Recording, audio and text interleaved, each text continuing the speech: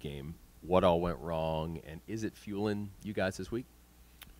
Well, first of all, I thought they played very well. I thought looking back at the tape, getting ready for the game here early this week, I thought Daniel played outstanding, and we didn't execute very well when we had some opportunities offensively.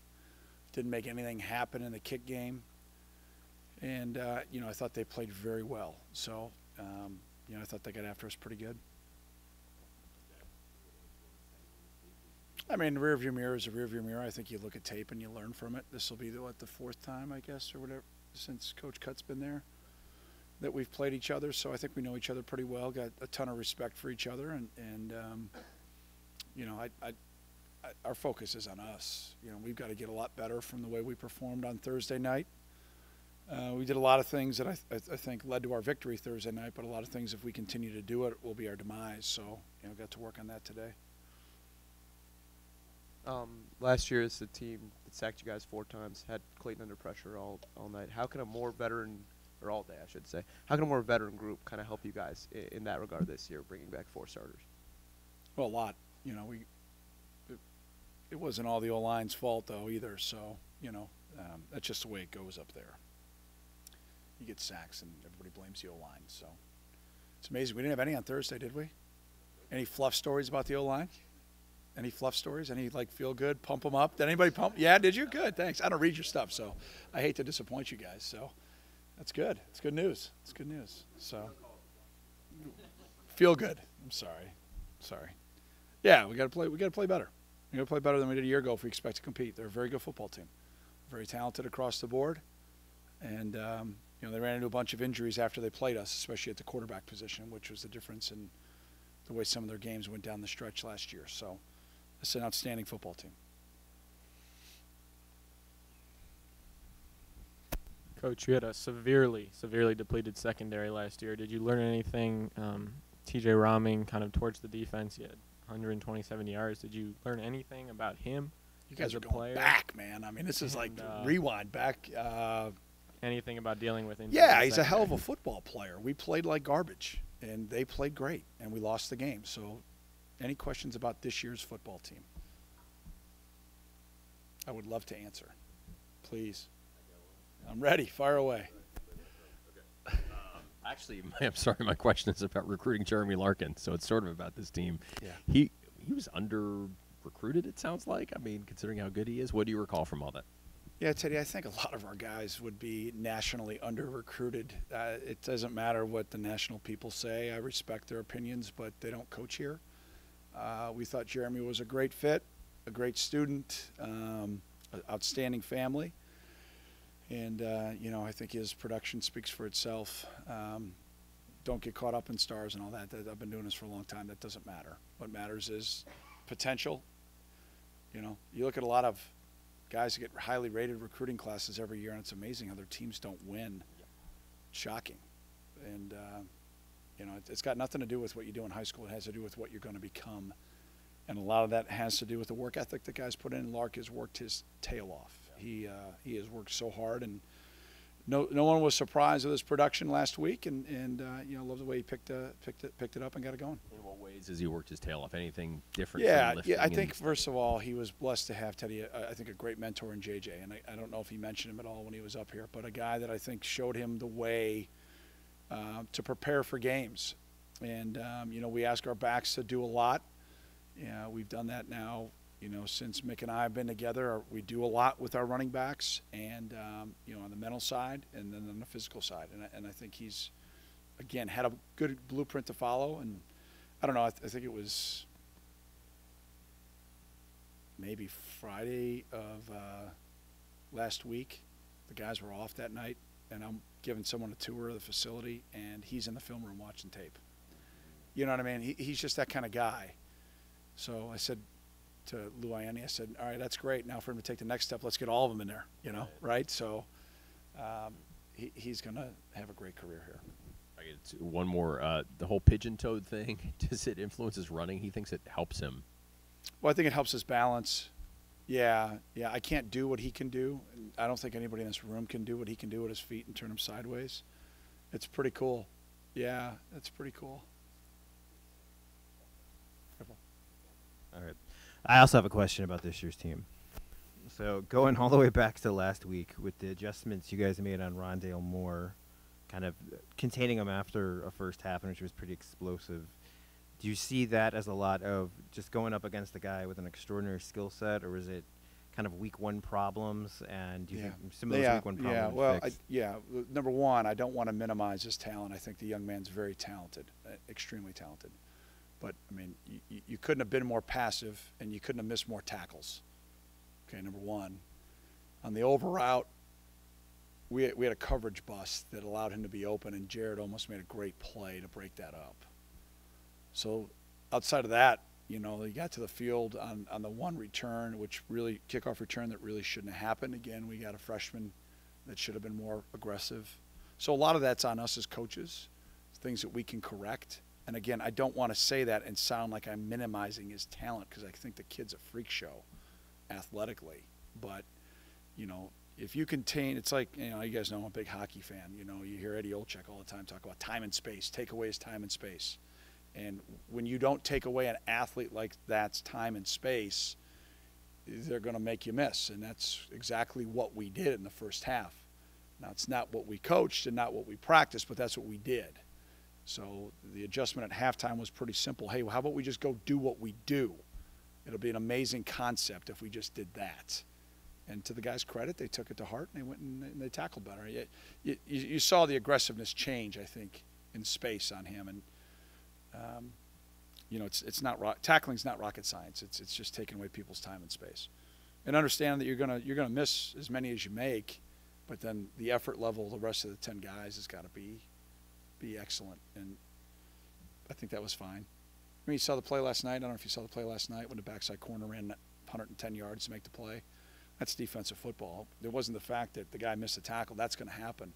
It's, are you willing to play like your hair's on fire and play with maximum effort and make an offense take another snap? And, that's grade school to NFL. I don't know who the kid's name is. Is that his name? Yeah, he's fast.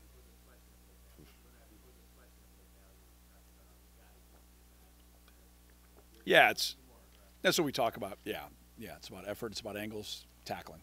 Crazy concept. Go eat, right? Yeah, it's crazy. Guys came up with that about 5 years ago. So, I mean, it's just really that simple. But you see a lot of people, we call it sit in a rocking chair. They get, from me to Teddy, and they sit down and they wait, and it's like, give them a camera, let them take pictures. I mean, that's right. I mean, I can take great pictures from 5 yards away. Go eat. So, it's just, again, the question was first game. We could use a lot of excuses. Question about DB depth. Guys got to step up. Last year, I mean, going back to your question, those are all excuses. We just got to coach them better, and they got to play better. So. Back to Jeremy. What about Jeremy now most reflects what he learned from Justin? Skip, probably a much better question for him than me. They spent a lot more time together than I think any of us know. But, again, I just think, number one, preparation. How you got to go about getting your film prep in, your mental prep in, how to be a guy that can take 25, 35, 40 snaps in a game. That durability takes a mindset. It takes a physical preparation. I think those would be the things he probably took from JJ the most, I would guess. Again, I don't want to speak for him, but from my perspective, that would be it. Looking on the depth chart again for this week, there's another Orr at quarterback. Do you anticipate the situation playing out similarly in terms of TJ and Clayton? I have no idea. Okay. And then, for last week, Greg Newsome got a lot of playing time, especially in the second half, alongside Monterey in the base defense. Again, you anticipate continuing this week? No idea. How important was it for Clayton to get that game under his belt, to be back out there as part of his rehabilitation process?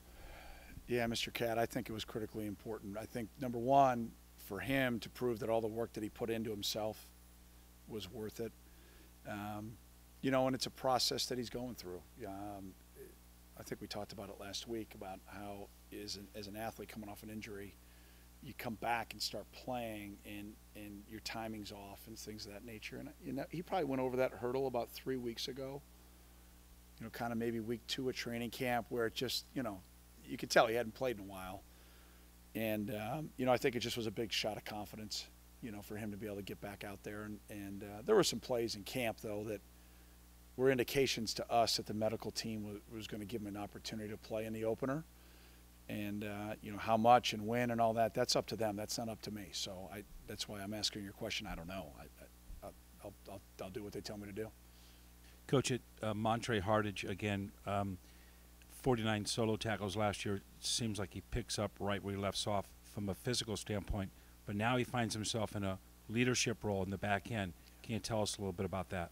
Yeah, Monterey is a guy that, comes in here. I think we took him with our last scholarship his freshman year. And, to see the player that he has become, I don't know how many. I mean, we've had all 32 teams in from the NFL. I don't know how many total scouts we've had in, and every one of them has asked me about 24.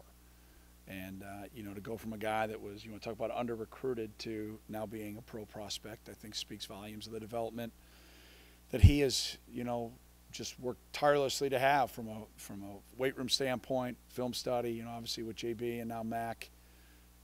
He's a relentless player. The leadership thing, I think, is a little bit a learned skill for him. He's not a guy that talks a lot, but he's always been a guy that has led by example. And that started in January when he held all the secondary guys accountable for all their little things. And, I just am so proud of him, and I'm assuming that's a big reason why his teammates elected him captain. Hey, Coach, Cam Green was just saying that he hasn't fully accepted being a superback. He still thinks of himself as a pretty boy wide receiver, his words. And how much, going back to that decision to make him a superback, did you come to him? How did that happen? And how much of it was just he ate his way into it? I mean, he just gained weight. Yeah, no, the great movie line, I'm going to make you an offer you can't refuse, right? He just got bigger.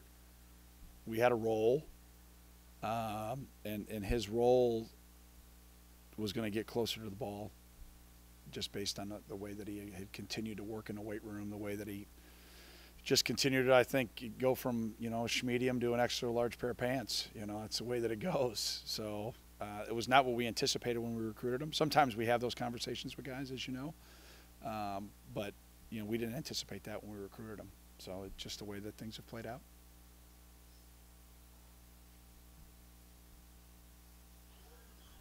Going back to Monterey, that talk about all the NFL scouts that have come in and been impressed by him. I know at Media Day you discussed how similar he is to Sherrick McManus, who's gone on to have a pretty good career in the league, and all the similarities. What are some of the specific traits that really impress the scouts with Monterey?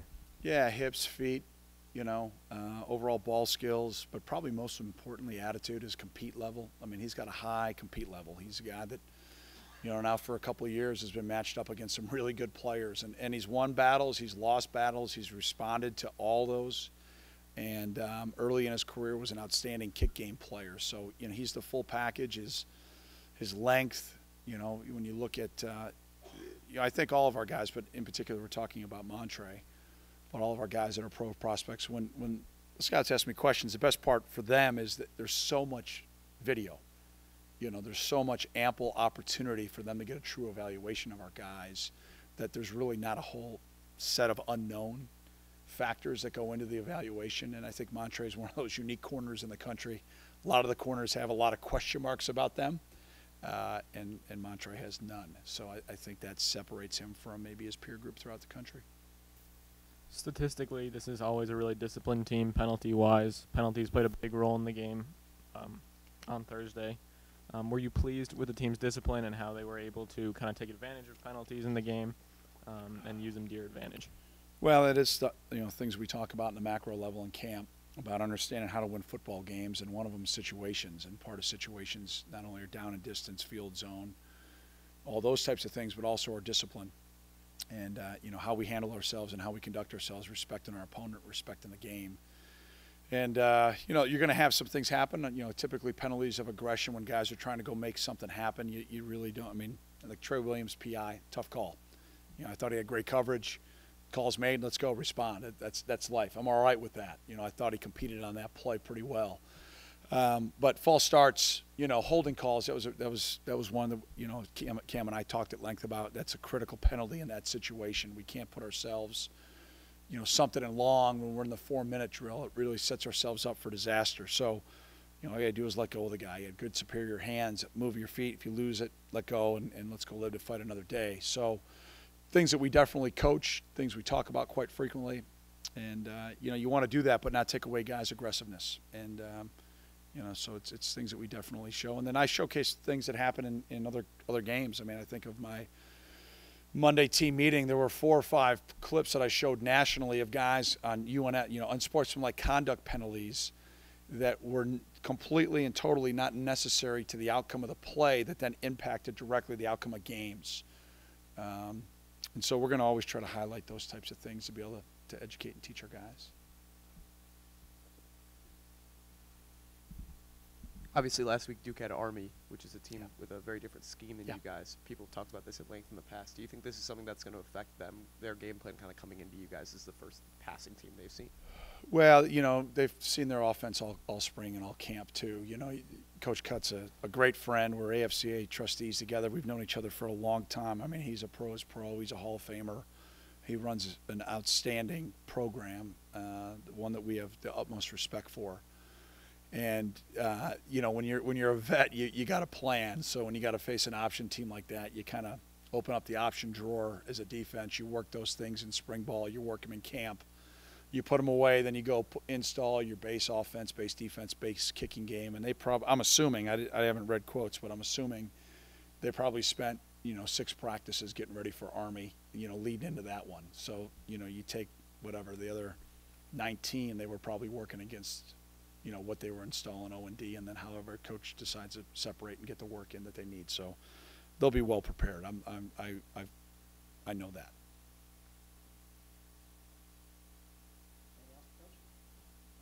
Thanks. Have a great week. Go Cats.